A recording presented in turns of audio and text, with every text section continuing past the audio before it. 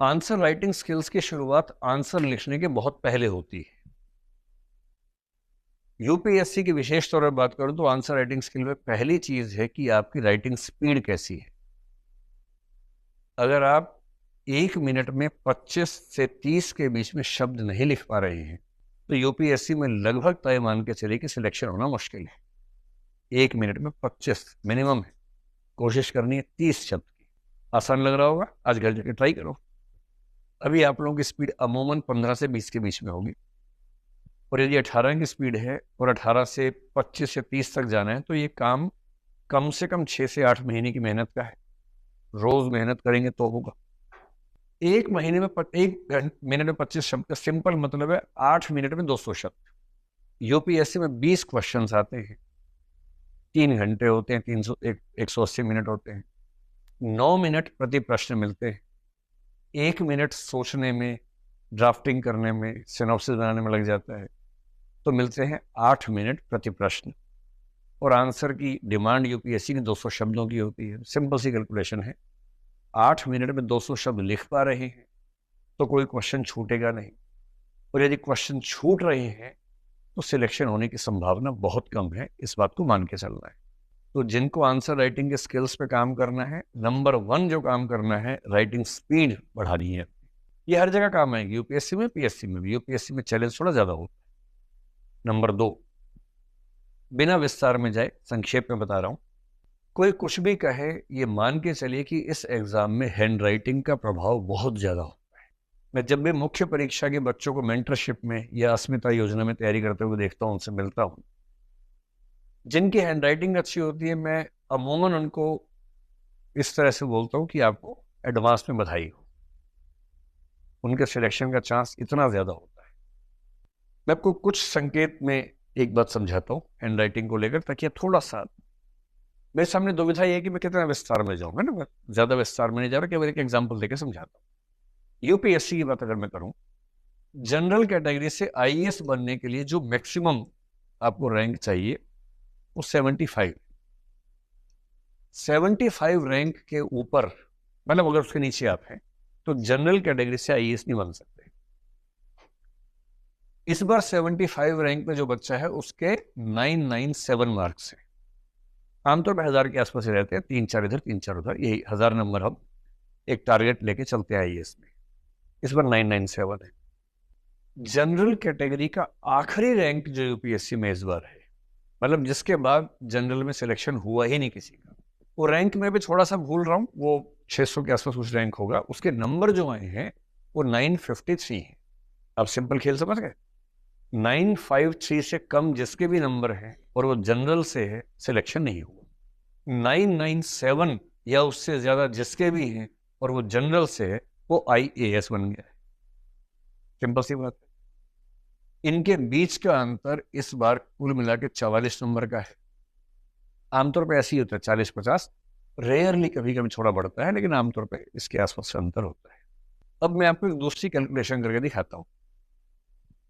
मान लीजिए कि 3 बच्चे हैं, ए में सी, तीनों के आंसर्स एकदम सेम है यूपीएससी में, एक शब्द का भी अंतर नहीं। हैंडराइटिंग का अंतर है, एक की हैंडराइटिंग बहुत सुंदर है, एक की एवरेज है, एक की खराब हैंडराइटिंग है। अब सिर्फ ये बताएं कि एक क्वेश्चन अगर मैं मान लूं कि 12.5 नंबर का है, वैसे आजकल 15 नंबर के 10 और 10 नंबर के 10 सवाल आते हैं, लेकिन कभी कभी 12.5 नंबर के 20 सवाल आ जाते हैं। वो यूपीएससी की जैसी इच्छा होती है। 12.5 नंबर में से कितनी भी कोशिश कर लीजिए, मुझे नहीं लगता कि यूपीएससी 7.5 से ऊपर नंबर देती है किसी सवाल में। और इसलिए जीएस में 1000 में से 400 नंबर किसी की आ जाए ना, तो माना जाता है कि बहुत महान व्यक्ति है। ये हालत है।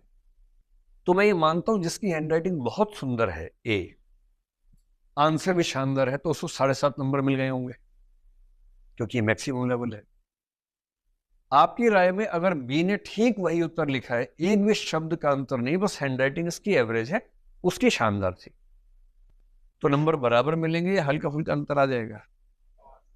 आ जाएगा। सीधी सी बात है, कॉमन सेंस है। और पेपर चेक करने वाला भी तो मनोविज्ञान के नियम उससे भी लागू होते हैं। मैं मान लेता हूँ कि ये 7 नंबर ले आएगा, इसका कुछ भरोसा नहीं, हैंडराइटिंग कितनी गंदी है उस पर डिपेंड करेगा। एग्जामिनर पढ़ भी पा रहा है कि नहीं पढ़ पा रहा है, कुछ नहीं पता। तो इसके बारे में हम एक्स लिख लेते हैं अभी। और ऐसे बच्चों से मेरा निवेदन है, या तो हैंड राइटिंग ठीक कर लें या करियर बदल लें अभी से। यूपीएससी में, एमपीएससी में अगर आपको लगता है कि आप खराब हैंड राइटिंग के साथ कोई अच्छा रैंक ले आएंगे, तो मेरे हिसाब से ऐसा होना मुश्किल है, बहुत मुश्किल है, जब तक कि कोई ऐसा जुगाड़ आपके पास ना हो जो मैं नहीं जानता हूं। सीधे रास्ते से तो लगभग नामुमकिन है। अब एज्यूम करते हैं कि इस बच्चे ने 20 के 20 क्वेश्चंस इसी तरह के लिखे, इसने 20 के 20 ऐसे लिखे, इसे एक पेपर में 150 नंबर मिले, इसे एक पेपर में 140 नंबर मिले, 10 नंबर का अंतर पड़ गया। और यूपीएससी के मेंस में 4 जीएस के, 2 ऑप्शनल के, 1 एसए का 7 पेपर होते हैं, और 10 गुणा 7 होता है 70, और सारा खेल जो है वो 44 नंबर का है। अब ये बात मैं बच्चों को समझाता हूँ तो वो कई बार समझने को तैयार नहीं होता। नहीं नहीं, यूपीएससी के नियम में लिखा हुआ है कि हैंड राइटिंग बस पढ़ने लायक होनी चाहिए। मैंने कहा हाँ, जैसे यूपीएससी के नियम में तो बहुत सारी बातें लिखी, ये भी लिखा कि सारे वैकल्पिक विषय बराबर होते हैं। बोले हाँ होते ही है। मैंने ठीक वैसे संविधान में आर्टिकल 14 में लिखा है कि देश के सारे नागरिक बराबर है। एकदम सही बात है, संविधान में लिखा हुआ है, और कितने बराबर है हम सबको पता ही है। तो किसी किताब में, किसी नियम में लिख देने से अगर चीजें हो जाए ना, इसी को बोलते क्यूट समझ। और जब कोई ऐसा क्यूट व्यक्ति मिले, क्या करना है, उसकी चिकोटी काट लेनी है ऐसे करके कि वाह तुम इतने क्यूट व्यक्ति कहाँ थे अब तक। ये हाल है। इसलिए आंसर राइटिंग स्किल्स करते रहेंगे बाद में, पहले राइटिंग स्किल्स कर लीजिए, स्पीड बढ़ा लीजिए, हैंड राइटिंग साफ सुथरी कर लीजिए। और तीसरा है प्रेजेंटेशन स्किल्स, नक्शा बनाना, ग्राफ बनाना, फ्लो चार्ट बनाना। आजकल आंसर राइटिंग में ये सब चीजें ज्यादा आती हैं लिखने की बजाय। जब ये सब होने लगे तब है कि आप क्वेश्चन की फ्रेमिंग कैसे करेंगे, और कम से कम 200-400-500 प्रश्नों की फ्रेमिंग करके उनके आंसर्स लिखने के बाद यूपीएससी या पीएससी के मेंस में जाना है। पीएससी में आंसर राइटिंग का चैलेंज उतना गंभीर नहीं है जितना यूपीएससी में है, क्योंकि यूपीएससी के प्रश्न प्रायः बहुत कॉम्प्लिकेटेड होते हैं, बहुत कॉम्प्लेक्स होते हैं। एमपी के सवाल मैंने जो आज तक देखे हैं उसमें कॉम्प्लिकेशंस उस लेवल की नहीं है, सिंपल क्वेश्चंस होते हैं। तो वहां आंसर राइटिंग की प्रैक्टिस का मतलब उतना